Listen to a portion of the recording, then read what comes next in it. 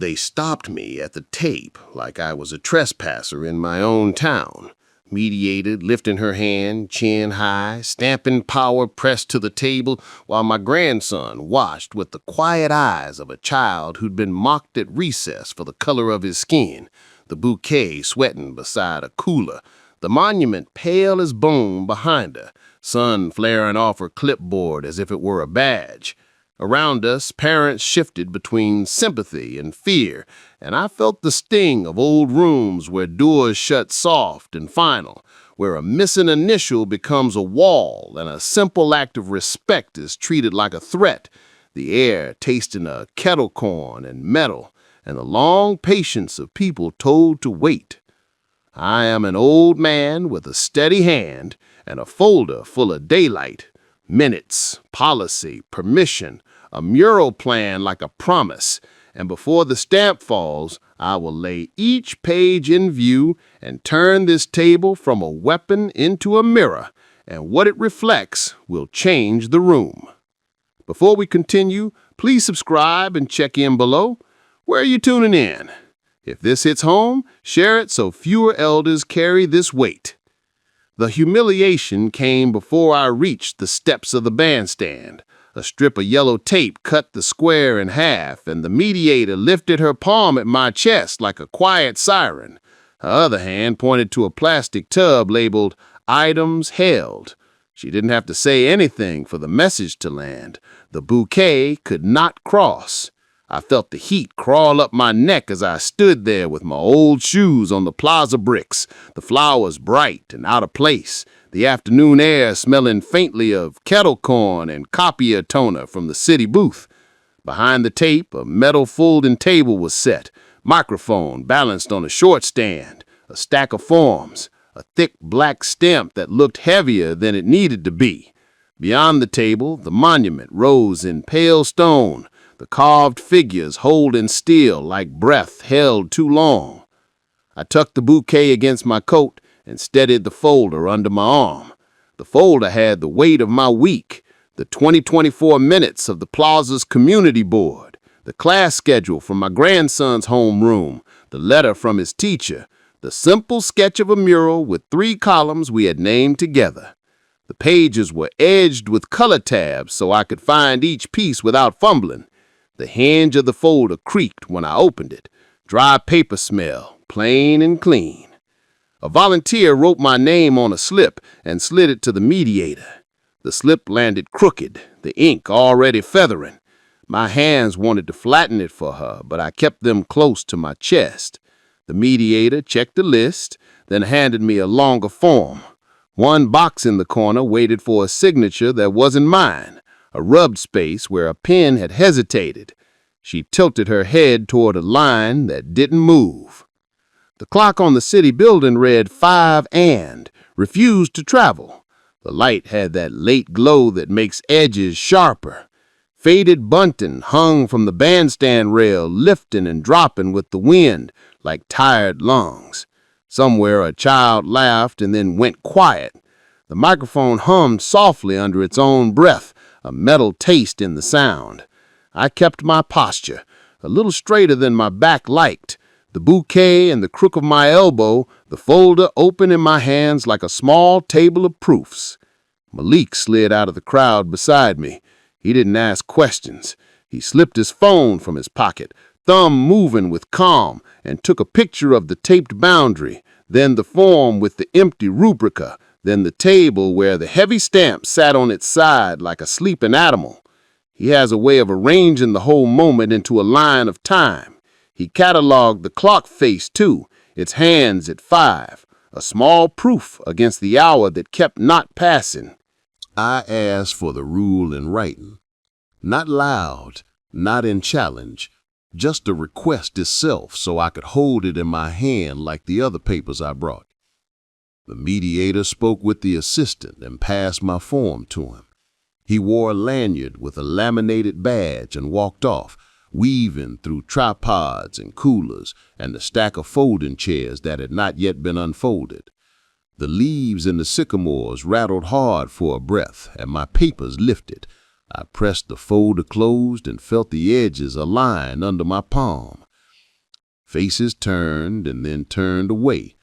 I recognized the teacher who had helped us shape the lesson, waiting near the steps with a stack of permission slips, her eyes on the microphone as if patience could pull it into use.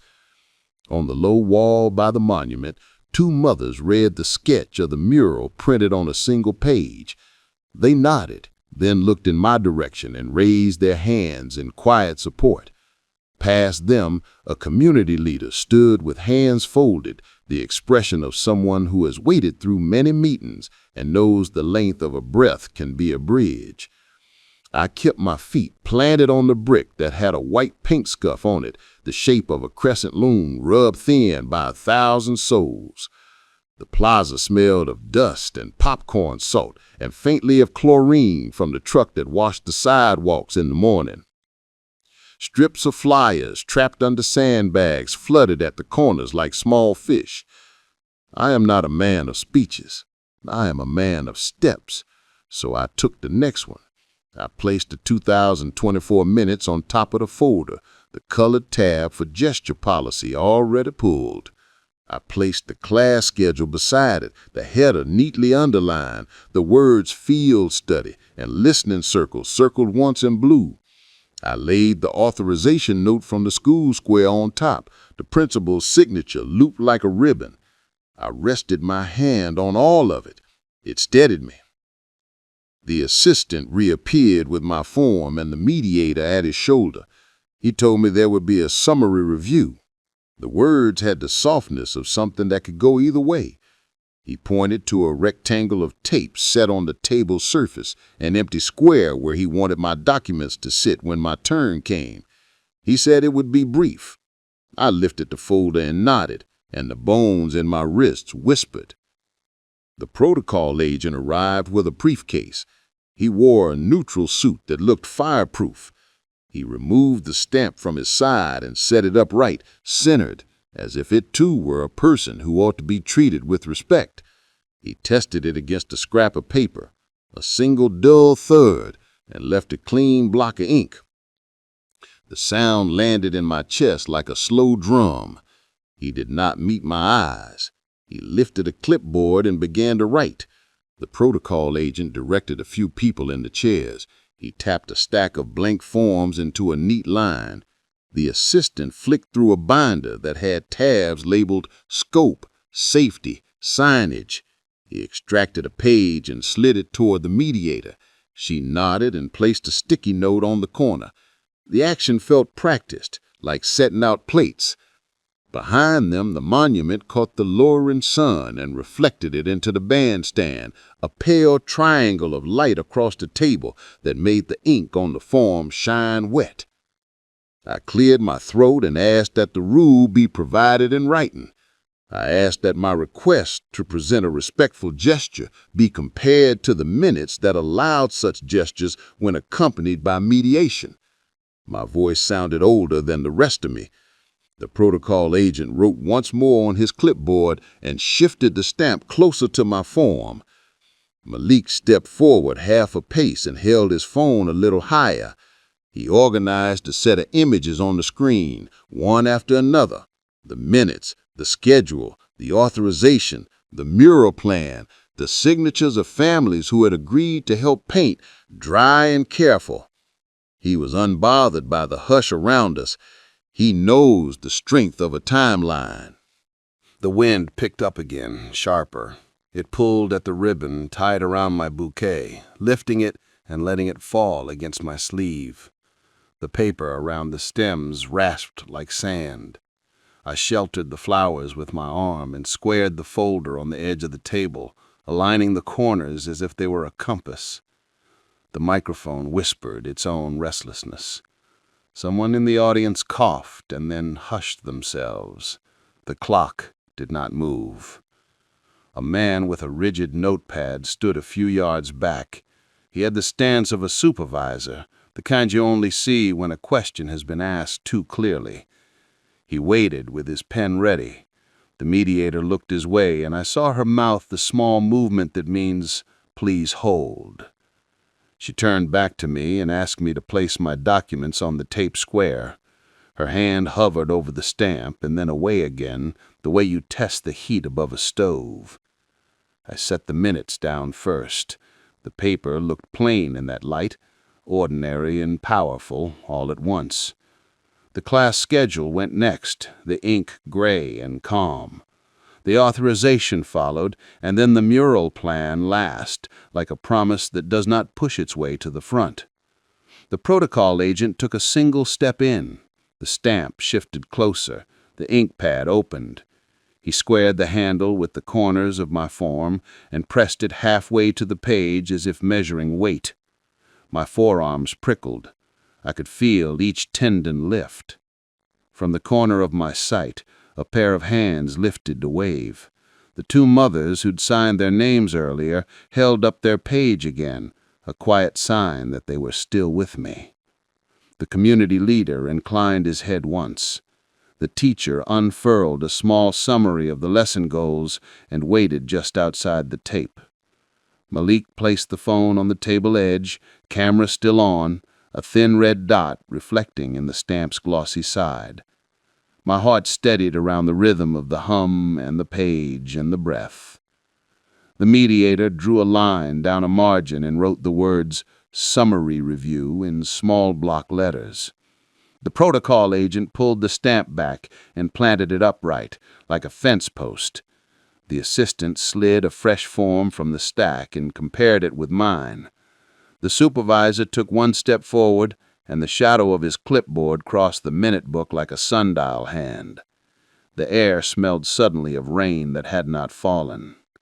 I slid the 2024 minutes to the center of the table and watched the inked edge of the stamp hover over my form as the mediator announced that my request would undergo a summary review, while my bouquet was set aside outside the bandstand. They carried my flowers to the edge of the tape like contraband and set them beside a cooler that sweated onto the bricks. I watched the water gather and darken the red clay in a slow, patient stain. The mediator asked me to wait while the assistant confirmed scope. He bent over my form, frowning at a corner as if the paper itself had disobeyed him. The stamp stood upright between us, its rubber face hidden, a quiet threat. Malik angled his phone so the lens took in the table, the tape square, the clock that still insisted on 5. He whispered that the microphone was picking up a buzz because of the power strip, and I nodded like the hum was a heartbeat we could share. The crowd's noise shifted from chat to a steady rustle, the way trees sound before a change in weather. Every few seconds, the assistant flipped a page. The sound was dry and final, a flat hand on a drum. They asked for my identification. I provided it. They asked for the teacher's letter. I provided it. They asked whether the mural plan had a map of the exact placement. I pointed to the sketch with the 3 columns and the pencil border that respected the monument and left the base untouched. The mediator tilted the page like she was checking for a watermark. When she put it down, the assistant slid it half an inch to the left, as if the page needed to learn its position. A man in a green windbreaker adjusted the portable speaker, sending a squeal through the bandstand that made the little kids cover their ears. The smell of hot dust rose from the amp. The supervisor with the rigid notepad stepped closer and recorded the word request. He wrote it twice, deliberate, as though the second time could make it smaller.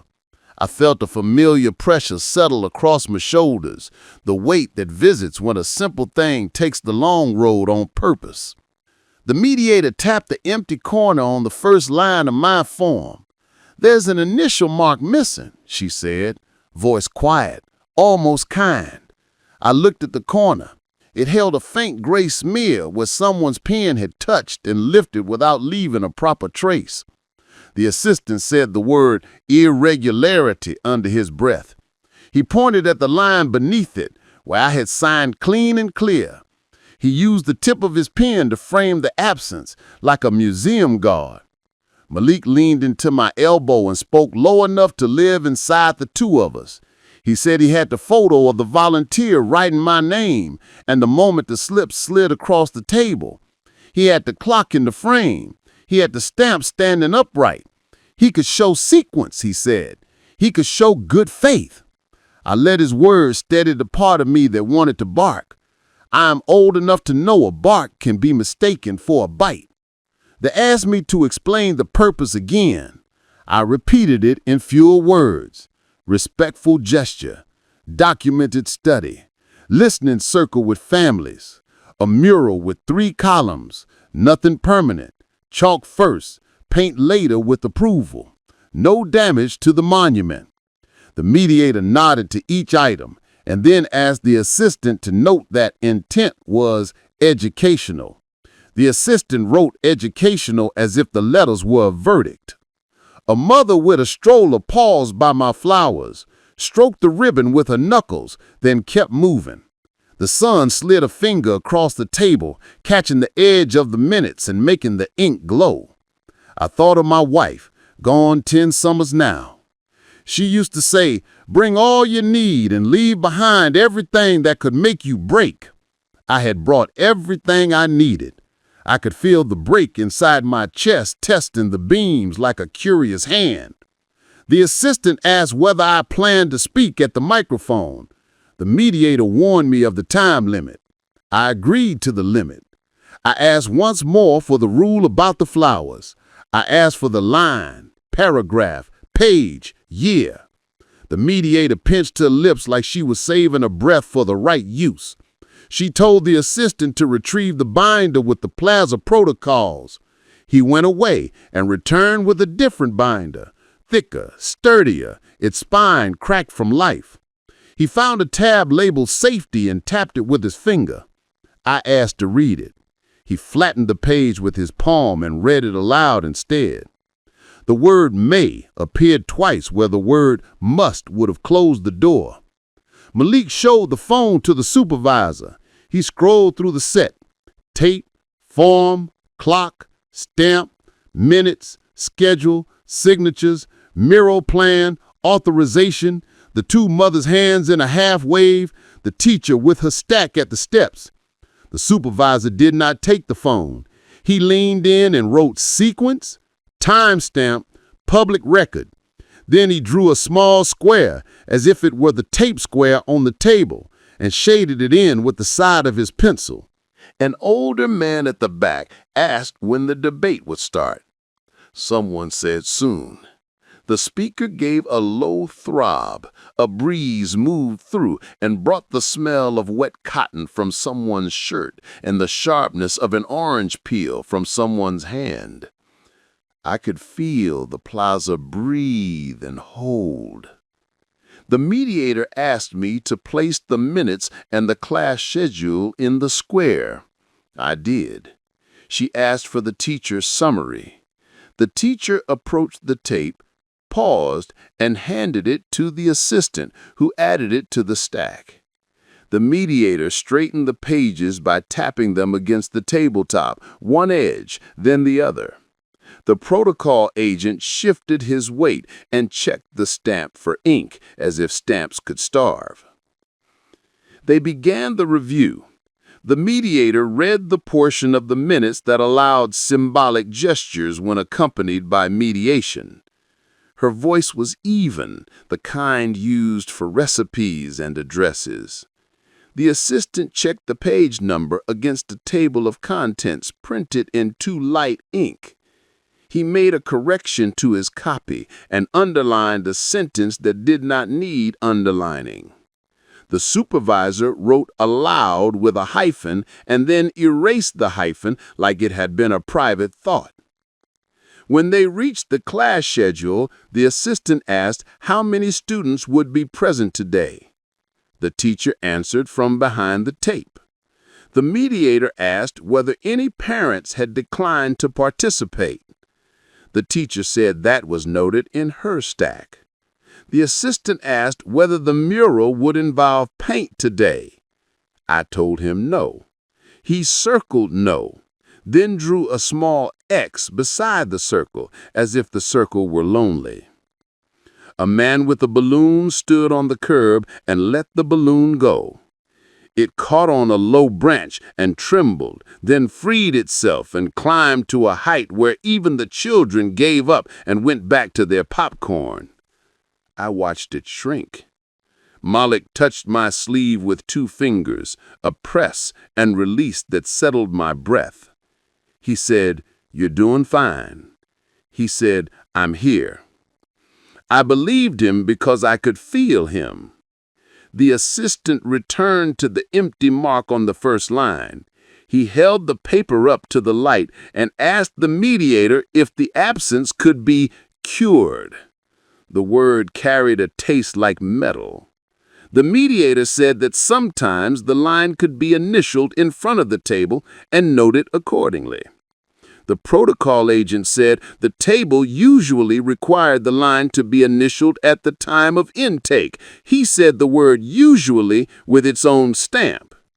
The supervisor wrote cure and then wrote intake and then drew a small bridge between them. The crowd tightened. A boy tripped on the edge of the tape and righted himself. The smell of rain came closer without a cloud to show for it. The assistant's pen slowed like the ink had to fight for each letter. He asked me to confirm the time I had arrived. I told him. Malik nodded and displayed the photo from that minute. The assistant said he would note the discrepancy between the intake and the first signature. He said discrepancy like a coat he had time to button. The mediator looked at the supervisor as if to ask for a lane. The supervisor cleared his throat and suggested that, for fairness, they complete the review of content before addressing the intake irregularity. He scrubbed the word fairness into his pad until the pencil shone. The protocol agent checked the stamp again and placed it to the right of my form, close enough to cast a square shadow. They asked for the list of family signatures. I offered it. They asked for the letter from the community leader. I offered that too. They asked how long the gesture would take. I told them minutes. The assistant wrote minutes and then wrote 7, then struck the 7 and wrote 5. He tapped the paper twice, as if agreement could be knocked into place. The mediator inhaled and let it out slowly. She straightened the stack again, her fingers sure, the paper obedient. She said the content review was sufficient to proceed to determination. The assistant capped his pen and uncapped it again like a mood. The supervisor stopped writing and lifted his head. The protocol agent drew the stamp a half-inch closer, and the sound of its wooden base sliding on plastic made the fine hair on my hands rise. Malik placed the phone flat and rested his fingers on its edges. I could see his reflection in the stamp's polished side, his mouth a straight line, his eyes steady. I felt my wife's sentence anchor under my ribs. Bring all you need. Leave behind everything that could make you break. The plaza waited. The assistant pointed to the empty mark at the top line and said the word invalid. The mediator said the word pending. The protocol agent said the word indeferido and reached for the stamp. I saw the stamp rise, and I felt the old muscle in me that knows how to protect without striking. I said I wanted the review moved to a public table, read aloud, item by item from the minutes, with the class schedule beside it for comparison. I did not raise my voice. I gave it the weight of a request shaped by years. The mediator's hand paused above the page. The assistant hesitated with his pen midair. The supervisor looked from my face to the documents, like a man choosing a bridge. The protocol agent stopped the stamp half an inch above the paper and waited. I kept my breathing level and arranged the papers as if the table were a kind of truth we could build. Minutes on top, policy beneath, school authorization and signatures next, mural plan, class schedule on the right so it would meet the minutes like a handshake. My fingers knew the order the way a carpenter knows the order of tools from the belt. The stamped shadow sat on the edge of my form like a storm that respected the fence. Malik was already moving.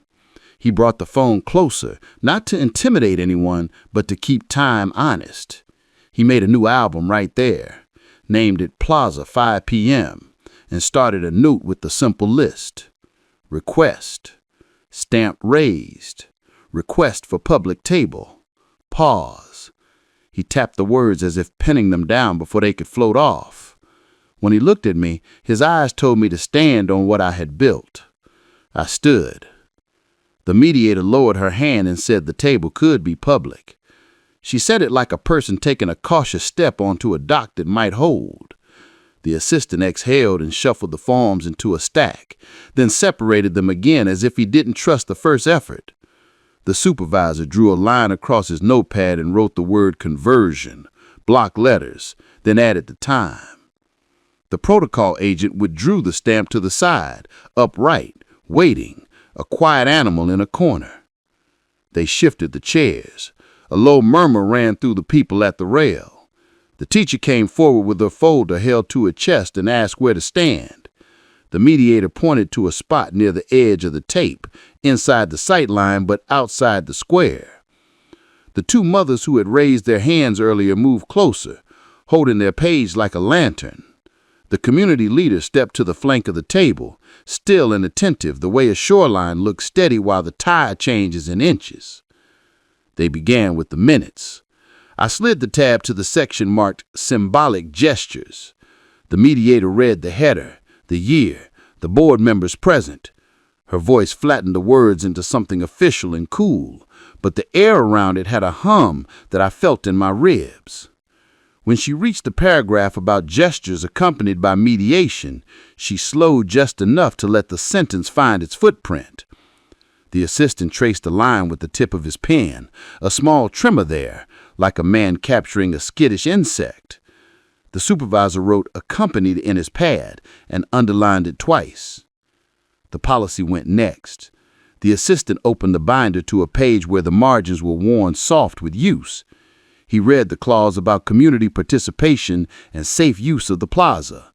The phrases had may and may not in them like hinges, and I could hear the difference. I asked him to show me the part that would forbid flowers placed with supervision and a set time. He pressed his palm to the paragraph and did not answer. The mediator took the binder and read the same lines to herself, then passed it to the supervisor who copied the section number and drew a small circle to catch it. Every noise seemed to carry ink. The speaker's hum was a pencil on a rude line. The clipboards clicked like staplers. The stamp gave off the faint smell of solvent and old rubber. My bouquet lay far at the edge of the tape, a puddle of condensation spreading under the cooler until it kissed the paper ribbon and made it dark. My back ached in a steady band from hip to hip, the kind of ache that does not ask for pity, only a clean chair later. Malik's presence kept me from bending toward anger. He leaned his shoulder into mine for a second and let it rest the way you do when you remind someone you're not going anywhere. He whispered that he had the photo of the clause with the may. He whispered that the audio was catching the reading. He whispered that nothing had been decided yet, no matter how the air tried to convince us otherwise. His calm was a glass of water cupped in two hands. The school authorization moved to the top of the stack. The mediator read the signature, the assistant checked the date, the supervisor wrote alignment, and for a moment I tasted the simple relief of a word that means things fit. The teacher supplied a one-page summary of the lesson. It described the side-by-side study of two observances, how one day was meant to broaden acknowledgement and the other to hold a different national memory, how the class had practiced listening without over-talking. The paper smelled faintly of toner and orange hand sanitizer. The assistant received it with a nod that did not belong to me. The list of family signatures followed, names in various hands, some careful as blueprints, some rushed like grocery lists. The two mothers near the rail pointed to their own names and then lowered their hands. Dignity and the small economy of motion. The mediator asked whether the mural could begin in chalk as a temporary measure. I nodded. The assistant wrote chalk, then underlined it. He pressed too hard and the pen scratched the page. He said, "Chalk today, paint later," with approval, and I heard something in his voice unclenched by a single tooth. Even under that small easing, the oppressions kept their rhythm. The assistant returned again to the blank initial box on the first line as if it were a loose nail that could not be left alone. He held the form up to the light like a person checking a bill for a watermark. He asked for my arrival time again, then consulted his watch, then the too bright clock on the city building. It still said 5. It felt like a choice that the hour refused to move. I asked for the intake to be noted as a good faith completion, given the crowding and the volunteers' slip. The supervisor wrote good faith and added a small arrow to it to review in public. He made a square around both words. He did not look up at me when he did it, but the square was a kind of nod. The protocol agent set the stamp down and folded his hands. 10 fingers, 2 columns, a gate not yet closed. The community leader asked softly whether he could read the mural plan. The mediator let him. He took it with both hands and traced the 3 columns with his eyes, not his finger. Where we come from, what we learned, what we will build. He did not smile, but something in his jaw loosened. He asked if the plan incurred time to teach the younger ones how to ask questions without taking the pen from the older ones. I said yes. The assistant wrote that down, the pencil smoother now, the graphite coming like a river instead of a trickle. The teacher spoke of the listening circle, how each student had a stone to hold while he spoke, how no one could speak without the stone, how even silence with the stone counted as speaking. The mediator looked at the crowd, and something about that image, a circle with a stone, made a few heads tilt as if they could see it set on this same brick. I thought of my wife again, of the river we used to sit by, a hand-sized stone warm from the sun between our palms, passing back and forth until we knew the weight so well we forgot we were holding it. Still, the table kept tightening its screws. The assistant made a new note about the tape square and whether my papers had crossed his boundary too soon. He checked the distance from the edge with his pen cap like a ruler. The protocol agent raised the stamp, turned it, set it down again, the sound a wooden breath. The mediator drew a short line under the paragraph she had just read, then placed her pen horizontal as if to bar the page from further drift. Malik's voice in my ear was linen laid on a hospital bed. He said, "They're following the steps now." He said, "You did that." He said, "Keep standing." I thought of every waiting room I had known, every counter that had required my full patience to reveal a door behind it. I tasted aluminum on my tongue, fear or resolve, or the way city air turns metallic when rain considers falling.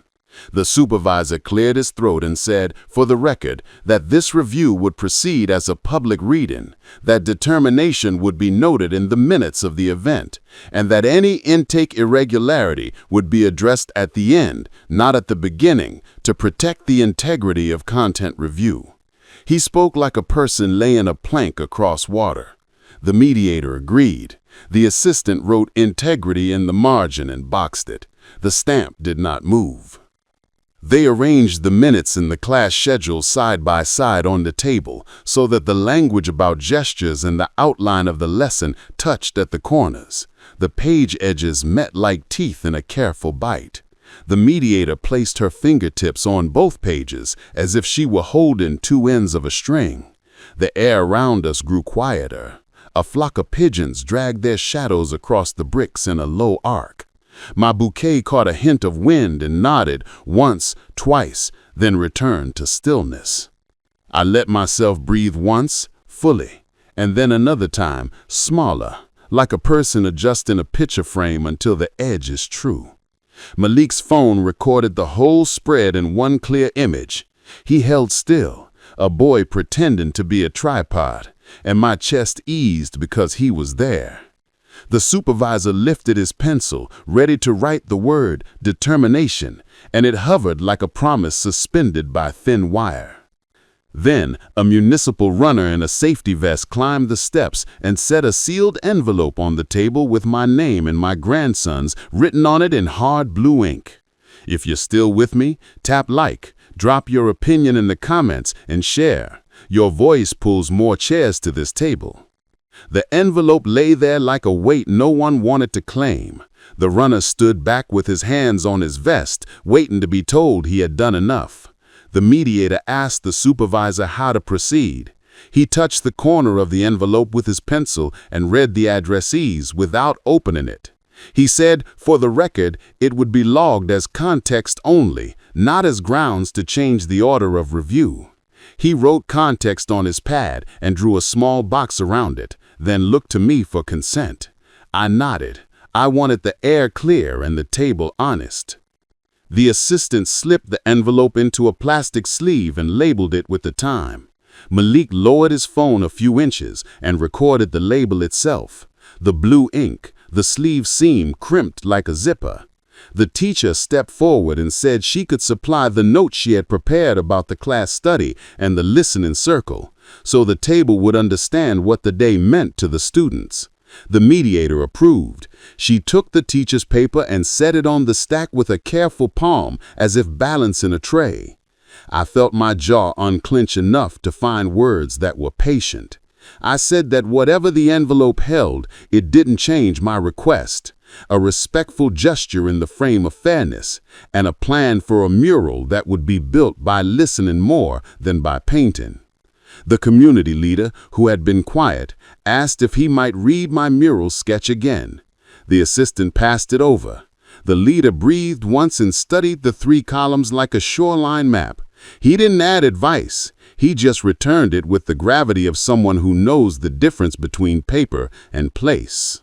We returned to the intake line that had been troubling the assistant. He raised the form and tapped the faint mark that wasn't a mark. He asked the mediator whether we could cure it with a fresh initial in front of the table. She turned to the supervisor. He held his pencil above the pad and said the intake had clearly occurred, that we had witnesses and a sequence, and that curing the line in public would protect the integrity of the process. He wrote cure and integrity in the same square and shaded the background like daylight behind a window. The assistant slid a clean pen across to me. I initialed the small square, my hand steady enough that the letters looked like themselves. The protocol agent logged the time and added a note in his thin, precise hand. The tension around my ribs loosened by a notch I had not known was there. My flowers sat beside the cooler, ribbon dark with condensation. A child reached toward them, and a parent drew the little hand back with a whisper, and the child nodded, as if understanding that some things wait their turn. I looked at the bouquet and decided to keep it out of the tape until the table said otherwise. That small restraint felt like a string I was willing to hold. The mediator opened the minutes again and read the paragraph we had paused on, the one about symbolic gestures when accompanied by mediation. She read it slower this time, giving each comma a real breath. The assistant traced the lines again, but his pen moved less like a blade and more like a guide. He checked the section number and matched it to the table of contents. The supervisor wrote the section number on his pad and set a small dot beside it, a simple mark that meant we had found our footing. The policy binder followed. The assistant flipped to community participation and safe use. He read the phrases with may and may not, then turned the binder for the supervisor to see. I asked quietly where flowers placed under supervision would be prohibited. He considered the paragraph, lifted his palm from the page, and said the binder did not forbid it outright. The mediator looked at me, and then at the binder, and then at the minutes. She rested her fingertips on both, as if feeling for a pulse. The teacher offered her summary of the lesson. She described the study in the classroom, how Indigenous Peoples Day and Columbus Day had been set side by side to help students understand that history holds multiple mirrors. She explained the listening circle, where each child held a stone to speak and learned to hear their classmates without hurry. I could smell the sanitizer on the paper, citrus and something clean. The assistant filed the summary under a tab he titled Educational Scope.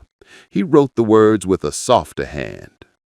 2 mothers stepped forward to confirm their signatures on the list of families who had agreed to help with the mural. They pointed, then stepped back. I thanked them with a nod. The community leader asked how the mural would be cared for. I told him the plan. Chalk first, then, if approved later, paint in layers with the city's guidance. A schedule to refresh it without smothering it, and a provision to remove it if the plaza needed the space. He liked the word schedule. The assistant liked it too. He wrote schedule underlined and added a small clock face beside it for his own memory. We added safeguards in the open. Each idea laid on the table like a tool before the job. The mediator proposed a perimeter for the monument, a marked distance to protect the stone. The assistant proposed a time window for any gesture and any mural work. The supervisor suggested the school commit to curating content and cleaning the site after use. I asked that the listening circle be included as part of the gathering so the children's voices would be heard before any drawing began. The community leader suggested a brief orientation for younger kids about how to carry and return chalk. The teacher agreed. Malik typed each safeguard into his note, tapping them out in a list that glowed clear on his screen. The intake irregularity was laid to rest on the page. The assistant wrote "cured" in small letters next to the box and added his initials. The protocol agent drew a line in his log, a neat horizon.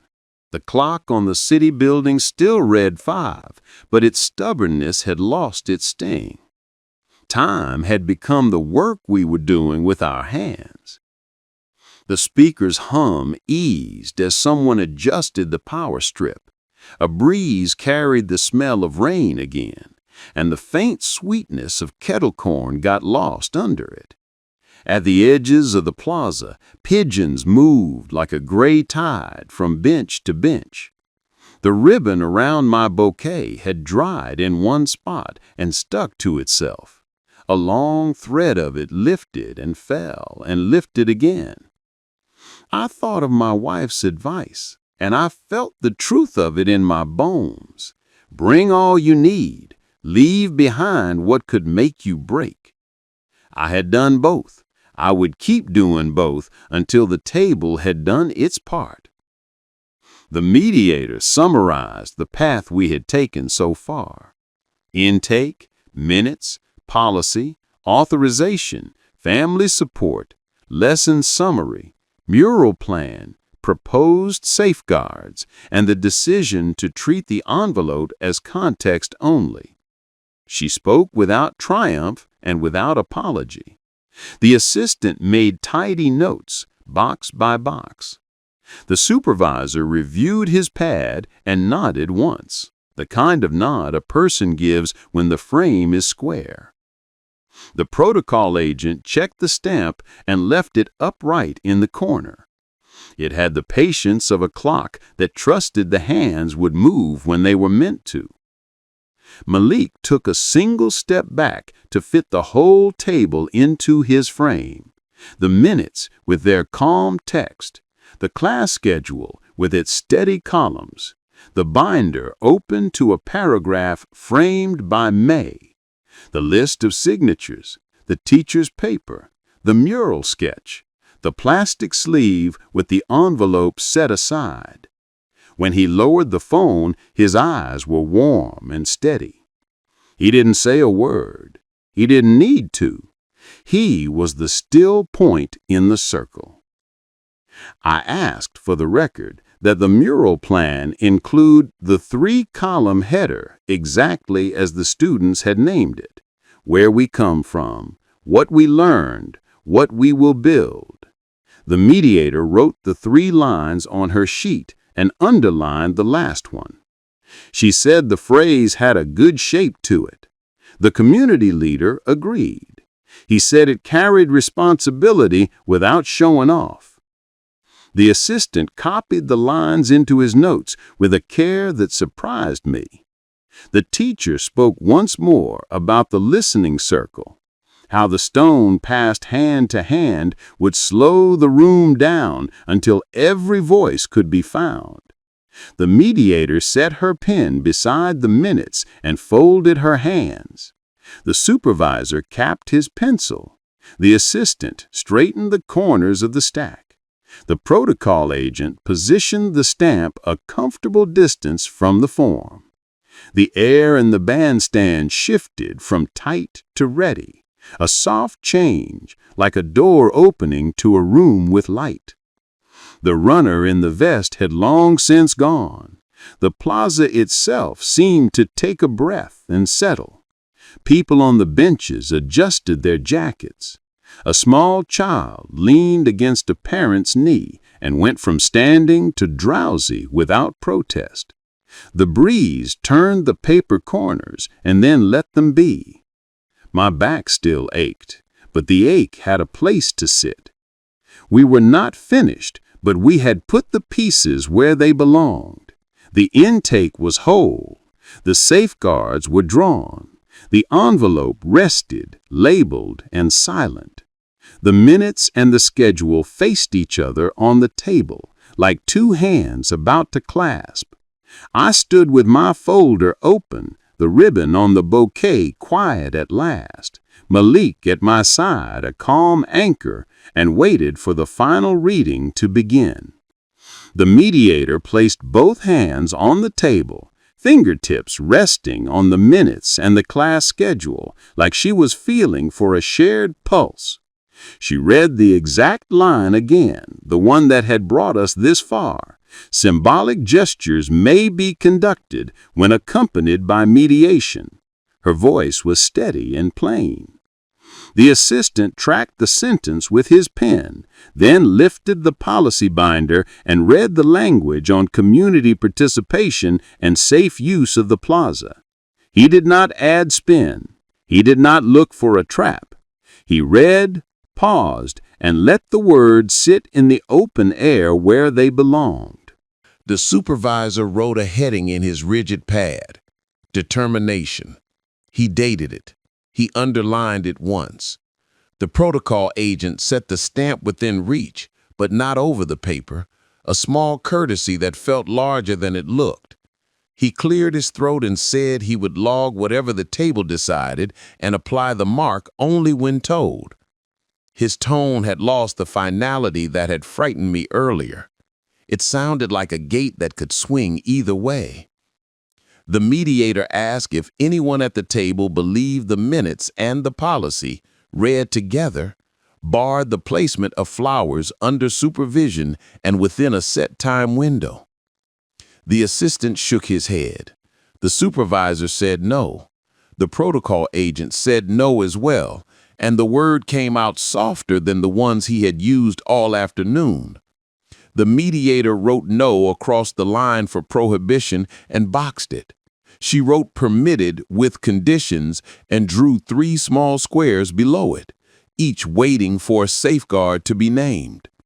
The first safeguard was the perimeter, a marked distance to protect the base of the monument. The second was time, a brief window for the gesture, noted on the form. The third was stewardship. The school would curate content for the mural, maintain the area during use, and return the plaza to neutral when finished. The assistant added a fourth on his own, surprising himself as much as me: intake improvement. He proposed that, going forward, the first line of every form be checked in front of the person submitting it with an initial made then and there to prevent any missing marks from becoming a wall. The mediator nodded and wrote "Intake verified at submission."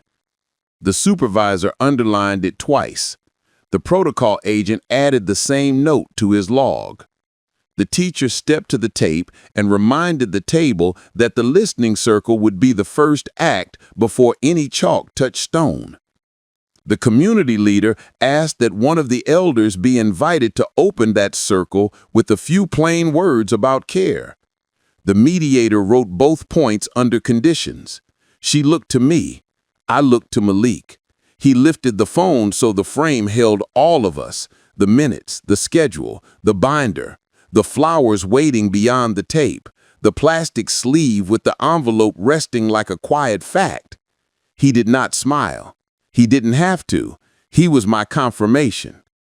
The mediator read the determination aloud. Permitted gesture with mediation within perimeter and time. Mural project acknowledged as educational activity with safeguards. Envelope annexed for context. Intake procedure to be improved. Final record to be entered into the minutes of this event and the plaza log. The supervisor said the words as she spoke them, his pencil a second voice. When she finished, the protocol agent took the stamp, pressed it gently to the pad, and brought it down on the form with one clean sound. The square mark bled into the paper and settled. The sound carried to the outer rail. You could feel the crowd's posture ease.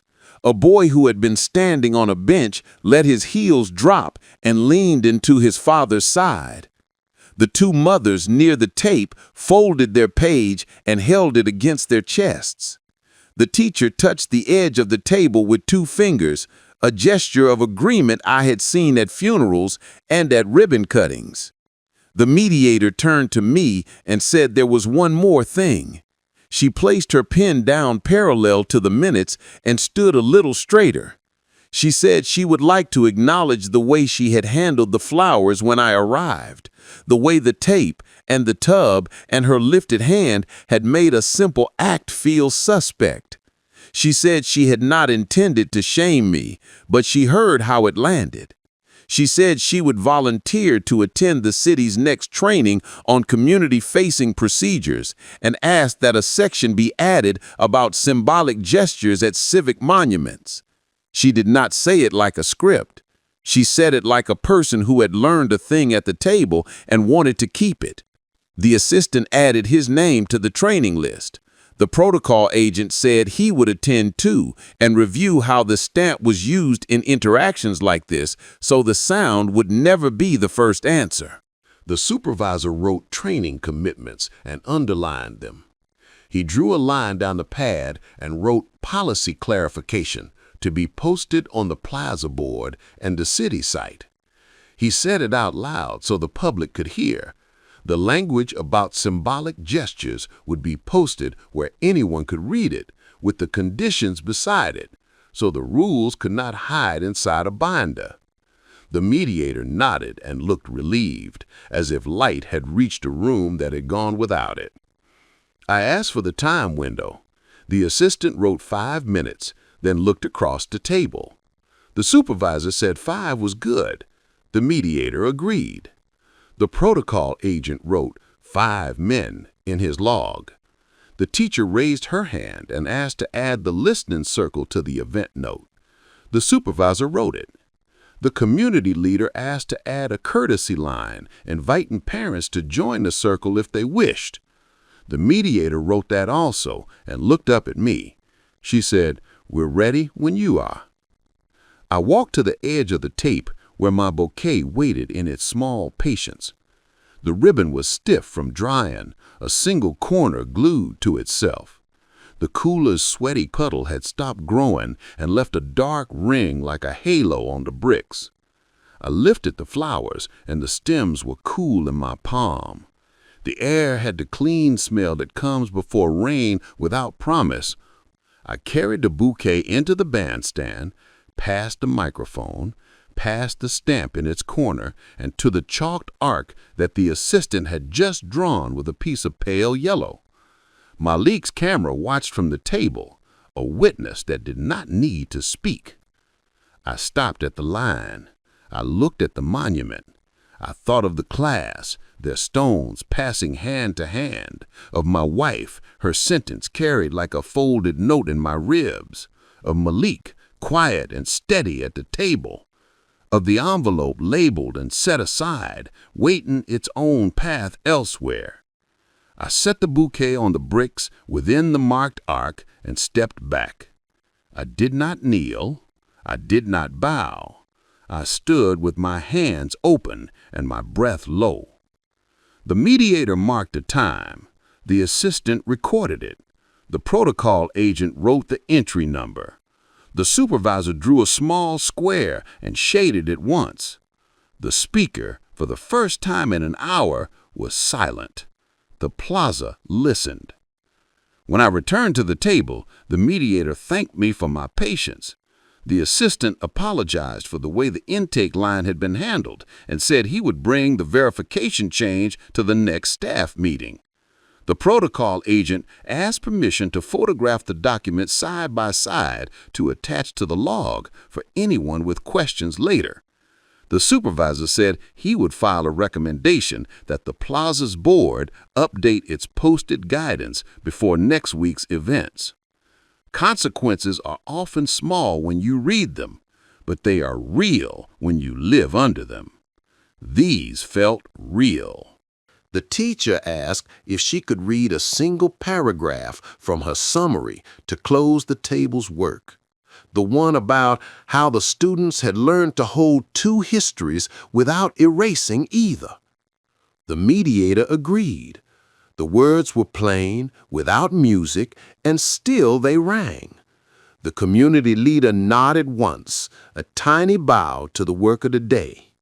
Malik put his phone down and looked at me, and in his eyes I saw the whole line of my people standing a little closer together than they had been at noon. The supervisor signed the entry. The mediator signed. The assistant signed. The protocol agent signed and placed the stamp at rest.